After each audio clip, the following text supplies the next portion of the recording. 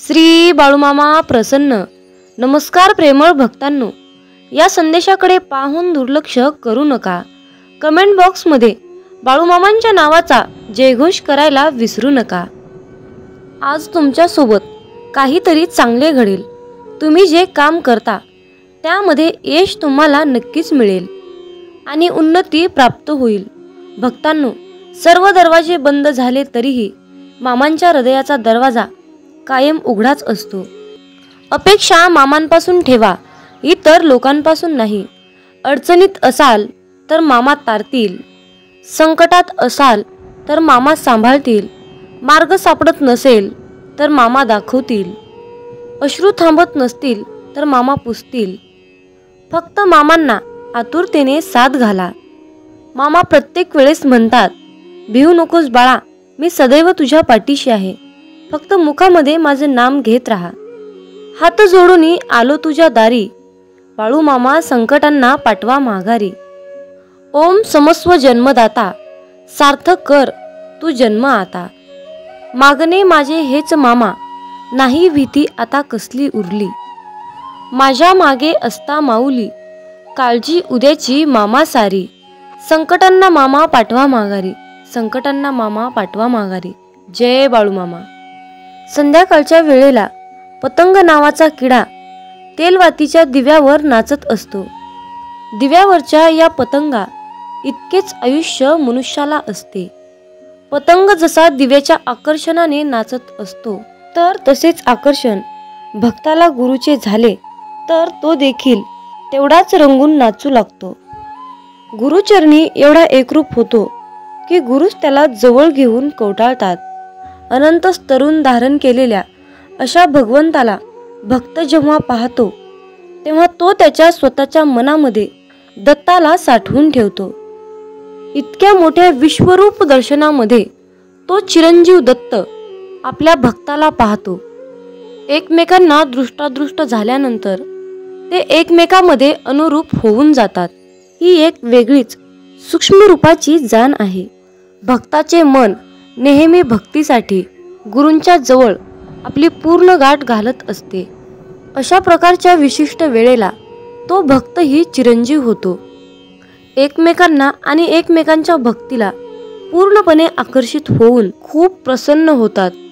दत्ताचे रूपच इतके प्रचंड आहे की त्यांची साठवण माझ्याकडे होईल तेवढे करणे आवश्यक आहे.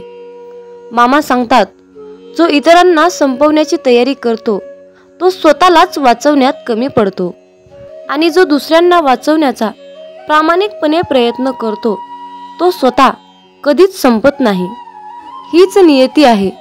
माणसाला दुसऱ्यांची वाट लावता लावता स्वतःची वाट कधी लागते हे कळतही नाही.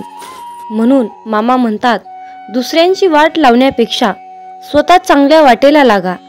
कोणाची वाट लावण्यापेक्षा वाट दाखवण्याचे कार्य करा. माणसाचा दर्जा हा जात आणि मिळकतीवरून ठरत नसतो, तर माणसाचा दर्जा हा त्याच्या विचारावरून ठरत असतो. धर्म कोणताही असो, फक्त चांगला माणूस बना.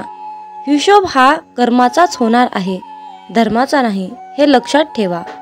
मामा म्हणतात, अरे बाळा, मी सर्वत्र आहे.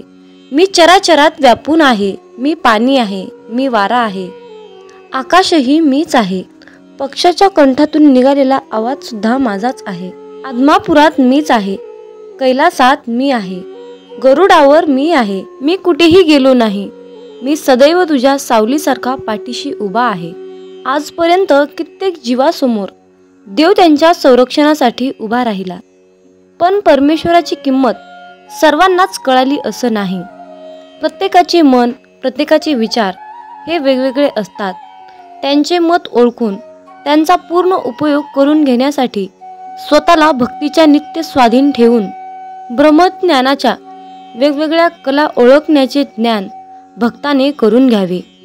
हे ज्ञान तुम्हाला प्राप्त झाले नाही तर साक्षात परब्रह्म जरी तुमच्यासमोर उभा राहिले तरी तुम्ही त्यांना ओळखू शकणार नाहीत.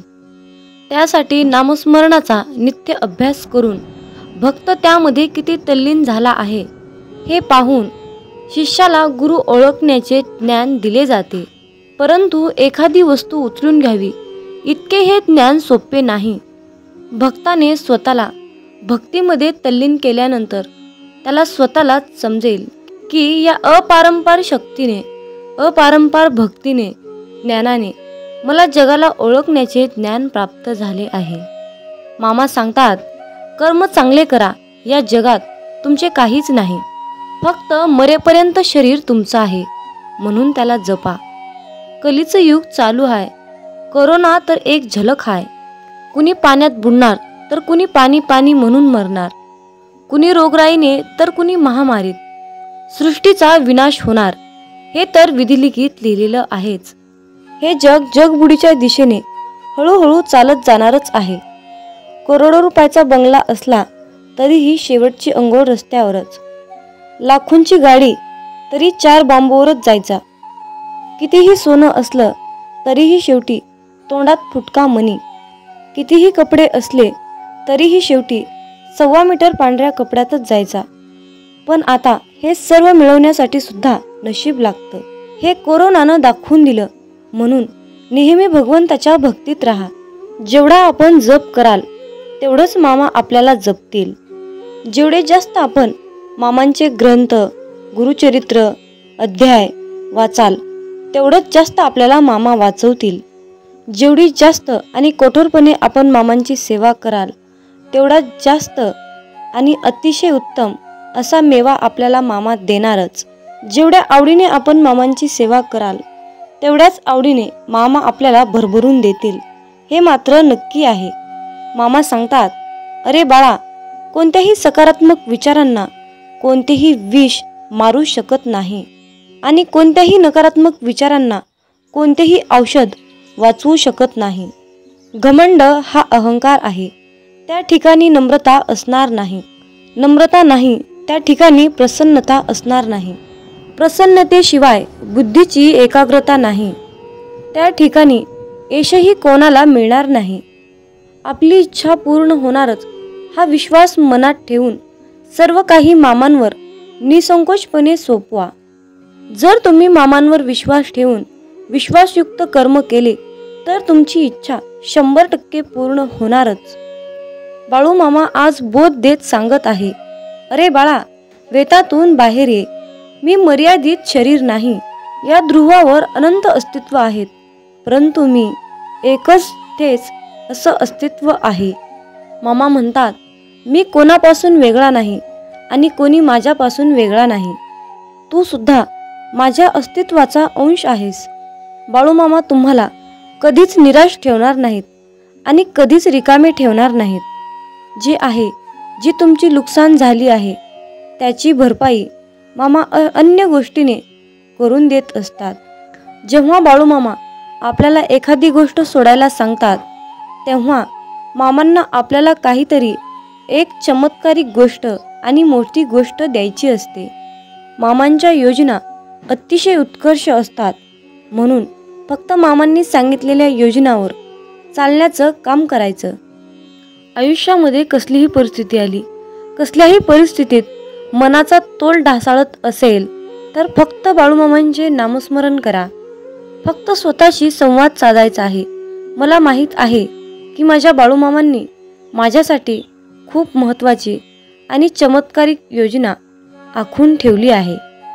मी मामांकडे अशी प्रार्थना करतो की तुम्ही सांगितलेल्या मार्गावर चालण्यासाठी मला सद्बुद्धी द्या, मला शक्ती द्या, विचार द्या.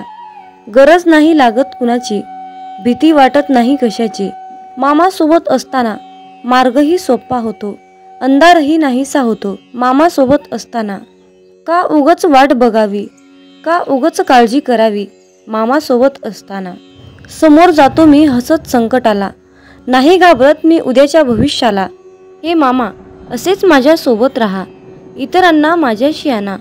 मित्रांनो, म्हणूनच बाळूमामा नेहमी आपल्या सोबत असतात, हे लक्षात ठेवा. मामा म्हणतात, अरे, तुमची जीवन नौका कितीही मोठ्या वादळात अडकलेली असू द्या, थोडा धीर धर. तुला काही अंतरावर श्री बाळूमामांच्या नामाचा एक किनारा दिसेल. फक्त एकदा अंतःकरणातून बाळूमामा हे नाम बोलून तर बघ. ज्यांचे कर्म चांगले आहेत तो कधीच संपत नसतो. सत्कर्मी माणसालाच जीवनात अडचणी येतात, पण त्या सुटणाऱ्या असतात. या उलट जो दुसऱ्यांना अडचणीत आणतो त्यांच्या अडचणी आयुष्यात कधीच सुटत नाहीत आणि संपतही नाहीत. मामांवर नेहमी निसंकोचपणे विश्वास ठेवा आणि आपलं काम वाहत्या पाण्यासारखं करत राहा. तुम्ही वाहत्या पाण्यासारखं काम करत असताना त्या कामामध्ये जे काही वाईट काम, जे काही नकारात्मक काम आहे ते कचऱ्यासारखं निघून जाऊन एका किनाऱ्याला जाऊन बसतं. एकदा गंगेला विचारण्यात आले की तुझ्या पाण्यात अंघोळ केल्यानंतर सगळी पापे धुतली जातात, तर तू त्या सर्व पापांचे काय करतेस? तेव्हा गंगेने उत्तर दिले की मी ती सर्व पापे समुद्रामध्ये नेऊन टाकते. समुद्राला विचारण्यात आले की तू या सर्व पापांचे काय करतोस? तेव्हा समुद्र म्हणाला, मी ती सर्व पापे घेऊन ढगात नेऊन टाकतो. तेव्हा ढगाला विचारण्यात आले की तू या सर्व पापांचे काय करतोस? तेव्हा ढग म्हणाला, मी पावसाच्या स्वरूपात त्यांच्या घरावर नेऊन टाकतो. लक्षात ठेवा, कालचक्र असेच आहे. तुम्ही जे करणार तेच तुम्हाला मिळणार. भगवंत जसा ठेवेल तसेच राहण्याचा प्रयत्न करा. जर तुम्हाला एखाद्या व्यक्तीचा खूप राग येतोय, त्या व्यक्तीबद्दल खूप तिरस्कार वाटतंय, तर फक्त स्वतः विचार करा की तुमच्या पडत्या काळामध्ये तो व्यक्ती तुमच्याशी कसा वागला होता. एवढा विचार करूनही तुम्हाला त्या व्यक्तीचा राग येत असेल तर त्या व्यक्तीला दूर ठेवा. मला वाटतं की तुम्ही खूप भाग्यवान आहात, कारण तुमची सुखदुःख वाटून घेण्यासाठी तुमच्याकडे खूप महत्त्वाची आणि चांगली माणसे तुम्हाला भगवंताने दिली आहेत. ज्यांच्या घरामध्ये एकत्र कुटुंब आहे तो एक पुण्यवान आत्मा आहे. त्यामुळे नेहमी मामांवर विश्वास ठेवा. तुमचं कल्याण झाल्याशिवाय राहणार नाही. मामा म्हणतात, अरे बाळा, मी सर्वत्र आहे. मी चराचरात व्यापून आहे. मी पाणी आहे, मी वारा आहे, आकाशही मीच आहे. पक्षाच्या कंठातून निघालेला आवाज सुद्धा माझाच आहे. आदमापुरात मीच आहे, कैलासात मी आहे, गरुडावर मी आहे. मी कुठेही गेलो नाही. मी सदैव तुझ्या सावलीसारखा पाठीशी उभा आहे. आजपर्यंत कित्येक जीवासमोर देव त्यांच्या संरक्षणासाठी उभा राहिला, पण परमेश्वराची किंमत सर्वांनाच कळाली असं नाही. प्रत्येकाचे मन, प्रत्येकाचे विचार हे वेगवेगळे असतात. त्यांचे मत ओळखून त्यांचा पूर्ण उपयोग करून घेण्यासाठी स्वतःला भक्तीच्या नित्य स्वाधीन ठेवून ब्रह्मज्ञानाच्या वेगवेगळ्या कला ओळखण्याचे ज्ञान भक्ताने करून घ्यावे. हे ज्ञान तुम्हाला प्राप्त झाले नाही तर साक्षात परब्रह्म जरी तुमच्यासमोर उभा राहिले तरी तुम्ही त्यांना ओळखू शकणार नाहीत. त्यासाठी नामस्मरणाचा नित्य अभ्यास करून भक्त त्यामध्ये किती तल्लीन झाला आहे हे पाहून शिष्याला गुरु ओळखण्याचे ज्ञान दिले जाते. परंतु एखादी वस्तू उचलून घ्यावी इतके हे ज्ञान सोपे नाही. भक्ताने स्वतःला भक्तीमध्ये तल्लीन केल्यानंतर त्याला स्वतःलाच समजेल की या अपारंपार शक्तीने, अपारंपार भक्तीने, ज्ञानाने मला जगाला ओळखण्याचे ज्ञान प्राप्त झाले आहे. मामा सांगतात, कर्म चांगले करा. या जगात तुमचे काहीच नाही, फक्त मरेपर्यंत शरीर तुमचं आहे, म्हणून त्याला जपा. कलीचं युग चालू आहे. कोरोना तर एक झलक आहे. कुणी पाण्यात बुडणार तर कुणी पाणी पाणी म्हणून मरणार, कुणी रोगराईने तर कुणी महामारीत. सृष्टीचा विनाश होणार हे तर विधिलिखित लिहिलेलं आहेच. हे जग जगबुडीच्या दिशेने हळूहळू चालत जाणारच आहे. करोडो रुपयाचा बंगला असला तरीही शेवटची अंघोळ रस्त्यावरच. लाखोंची गाडी तरी 4 बांबूवरच जायचा. कितीही सोनं असलं तरीही शेवटी तोंडात फुटका मणी. कितीही कपडे असले तरीही शेवटी 1.25 मीटर पांढऱ्या कपड्यातच जायचा. पण आता हे सर्व मिळवण्यासाठी सुद्धा नशीब लागतं. हे कोरोनानं दाखवून दिलं. म्हणून नेहमी भगवंताच्या भक्तीत राहा. जेवढा आपण जप कराल तेवढंच मामा आपल्याला जपतील.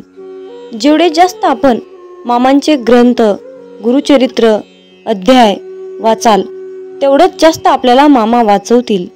जेवढी जास्त आणि कठोरपणे आपण मामांची सेवा कराल तेवढा जास्त आणि अतिशय उत्तम असा मेवा आपल्याला मामा देणारच. जेवढ्या आवडीने आपण मामांची सेवा कराल तेवढ्याच आवडीने मामा आपल्याला भरभरून देतील, हे मात्र नक्की आहे. मामा सांगतात, अरे बाळा, कोणत्याही सकारात्मक विचारांना कोणतेही विष मारू शकत नाही आणि कोणत्याही नकारात्मक विचारांना कोणतेही औषध वाचवू शकत नाही. घमंड हा अहंकार आहे, त्या ठिकाणी नम्रता असणार नाही. नम्रता नाही त्या ठिकाणी प्रसन्नता असणार नाही. प्रसन्नतेशिवाय बुद्धीची एकाग्रता नाही, त्या ठिकाणी यशही कोणाला मिळणार नाही. आपली इच्छा पूर्ण होणारच हा विश्वास मनात ठेवून सर्व काही मामांवर निसंकोचपणे सोपवा. जर तुम्ही मामांवर विश्वास ठेवून विश्वासयुक्त कर्म केले तर तुमची इच्छा 100% पूर्ण होणारच. बाळू मामा आज बोध देत सांगत आहे, अरे बाळा, वेतातून बाहेर ये. मी मर्यादित शरीर नाही, या ध्रुवावर अनंत अस्तित्व आहेत, परंतु मी एकच तेच असं अस्तित्व आहे. मामा म्हणतात, मी कोणापासून वेगळा नाही आणि कोणी माझ्यापासून वेगळा नाही. तू सुद्धा माझ्या अस्तित्वाचा अंश आहेस. बाळूमामा तुम्हाला कधीच निराश ठेवणार नाहीत आणि कधीच रिकामे ठेवणार नाहीत. जे आहे, जी तुमची नुकसान झाली आहे त्याची भरपाई मामा अन्य गोष्टीने करून देत असतात. जेव्हा बाळूमामा आपल्याला एखादी गोष्ट सोडायला सांगतात तेव्हा मामांना आपल्याला काहीतरी एक चमत्कारिक गोष्ट आणि मोठी गोष्ट द्यायची असते. मामांच्या योजना अतिशय उत्कर्ष असतात, म्हणून फक्त मामांनी सांगितलेल्या योजनावर चालण्याचं काम करायचं. आयुष्यामध्ये कसलीही परिस्थिती आली, कसल्याही परिस्थितीत मनाचा तोल ढासाळत असेल तर फक्त बाळूमामांचे नामस्मरण करा. फक्त स्वतःशी संवाद साधायचा आहे.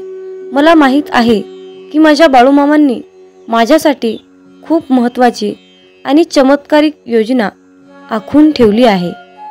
मी मामांकडे अशी प्रार्थना करतो की तुम्ही सांगितलेल्या मार्गावर चालण्यासाठी मला सद्बुद्धी द्या, मला शक्ती द्या, विचार द्या.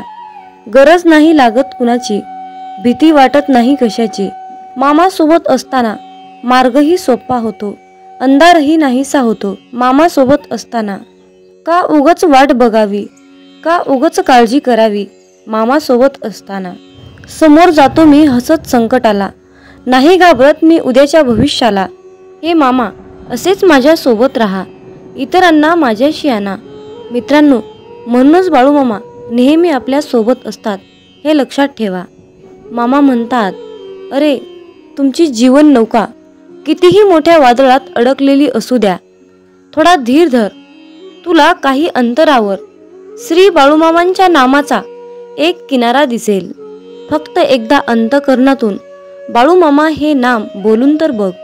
ज्यांचे कर्म चांगले आहेत तो कधीच संपत नसतो. सत्कर्मी माणसालाच जीवनात अडचणी येतात, पण त्या सुटणाऱ्या असतात. या उलट जो दुसऱ्यांना अडचणीत आणतो त्यांच्या अडचणी आयुष्यात कधीच सुटत नाहीत आणि संपतही नाहीत. मामांवर नेहमी निसंकोचपणे विश्वास ठेवा आणि आपलं काम वाहत्या पाण्यासारखं करत राहा. तुम्ही वाहत्या पाण्यासारखं काम करत असताना त्या कामामध्ये जे काही वाईट काम, जे काही नकारात्मक काम आहे ते कचऱ्यासारखं निघून जाऊन एका किनाऱ्याला जाऊन बसतं. एकदा गंगेला विचारण्यात आले की तुझ्या पाण्यात अंघोळ केल्यानंतर सगळी पापे धुतली जातात, तर तू त्या सर्व पापांचे काय करतेस? तेव्हा गंगेने उत्तर दिले की मी ती सर्व पापे समुद्रामध्ये नेऊन टाकते. समुद्राला विचारण्यात आले की तू या सर्व पापांचे काय करतोस? तेव्हा समुद्र म्हणाला, मी ती सर्व पापे घेऊन ढगात नेऊन टाकतो. तेव्हा ढगाला विचारण्यात आले की तू या सर्व पापांचे काय करतोस? तेव्हा ढग म्हणाला, मी पावसाच्या स्वरूपात त्यांच्या घरावर नेऊन टाकतो. लक्षात ठेवा, कालचक्र असेच आहे. तुम्ही जे करणार तेच तुम्हाला मिळणार. भगवंत जसा ठेवेल तसेच राहण्याचा प्रयत्न करा. जर तुम्हाला एखाद्या व्यक्तीचा खूप राग येतोय, त्या व्यक्तीबद्दल खूप तिरस्कार वाटतोय, तर फक्त स्वतः विचार करा की तुमच्या पडत्या काळामध्ये तो व्यक्ती तुमच्याशी कसा वागला होता. एवढा विचार करूनही तुम्हाला त्या व्यक्तीचा राग येत असेल तर त्या व्यक्तीला दूर ठेवा.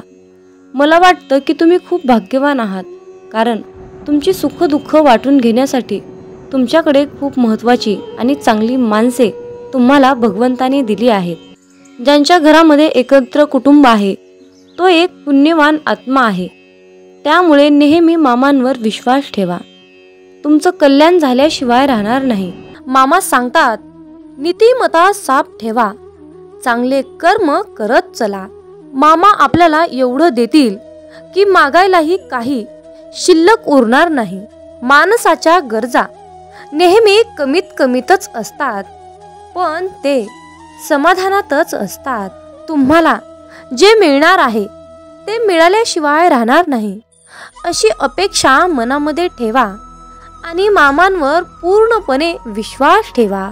मामा सांगतात, अरे माझ्या प्रिय बाळा, जे तुझ्या नशिबात आहे ते तू नाही मागितलास तरीही तुला ते मिळणार आहे. पण जे तुझ्या नशिबात नाही ते जग जरी पछाडलं तरीही ते तुला मिळणार नाही. निसर्ग आणि नियती देण्यासाठी आतुर आहे, परंतु तुमच्यात आणि नियतीमध्ये काही अडथळा येत असेल तर तो अडथळा म्हणजे तुमचे पसरलेले हात. हे समजून घ्या. आयुष्य बिनधास्त जगायचे, कुणाचेही वाईट करायचे नाही, कुणाचे वाईट चितायचे नाही, कुणाच्या मागे वाईट बोलायचे नाही. फक्त स्वतःशी प्रामाणिक राहून जगायचं. तुम्हाला कधीही काहीच कमी पडणार नाही आणि फरक तर अजिबात पडत नाही. म्हणून कुणी काही तुमच्याबद्दल वाईट बोलले तर वाईट वाटून घ्यायचे नाही. लोकांची विविध रूपे असतात, म्हणून कुठल्या तरी लहान कारणावरून नाराज होऊन बसायचं नाही. कुणी तुमच्याबद्दल कितीही वाईट बोलले किंवा तुमचं वाईट करण्याचा प्रयत्न केले तरीही तुमचं वाईट होणार नाही. कुणाच्या आयुष्यात डोकवायचे नाही. कुणाच्या विषयी पाठीमागे वाईट चर्चा करायची नाही.